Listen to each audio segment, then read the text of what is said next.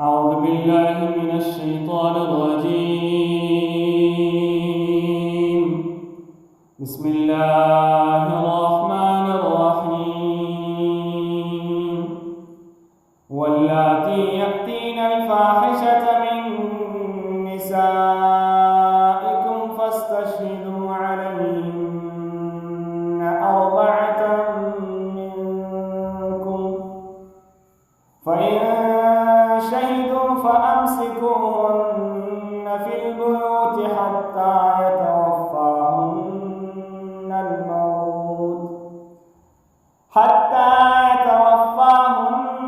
الموت أو يجعل الله لهن سبيلا.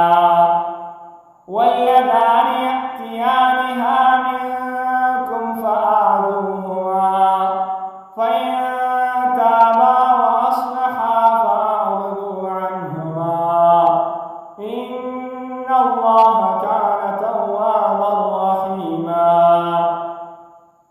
إنما التوبة على الله للذين يعملون السوء بجهالة ثم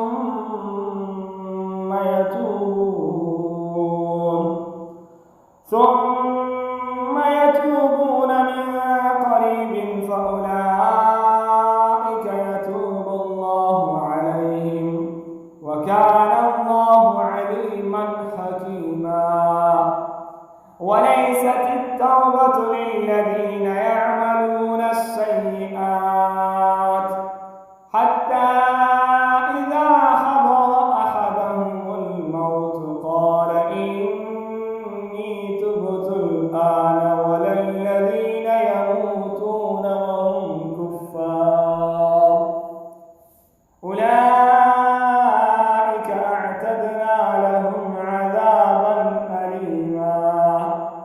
يا أيها الذين آمنوا لا يحل لكم أن ترثوا النساء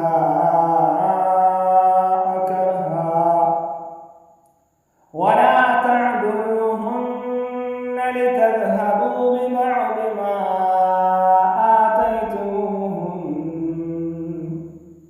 ما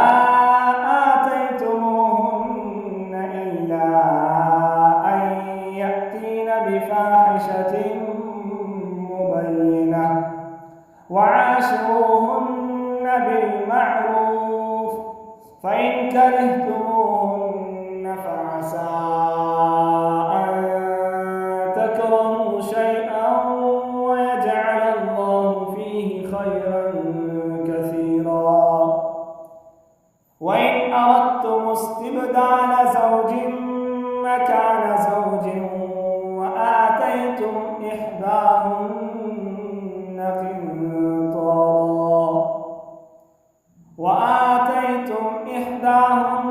قنطارا فلا تأخذوا منه شيئا، أتأخذونه بهتانا وإثما مبينا.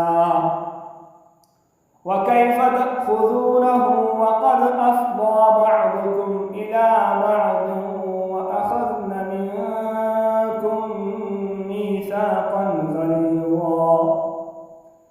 ولا تنكحوا ما نكح آباؤكم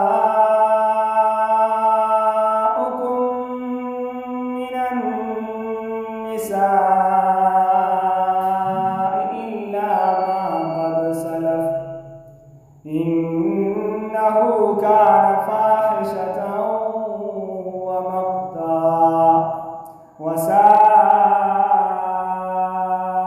سبيلا. صدق الله العظيم.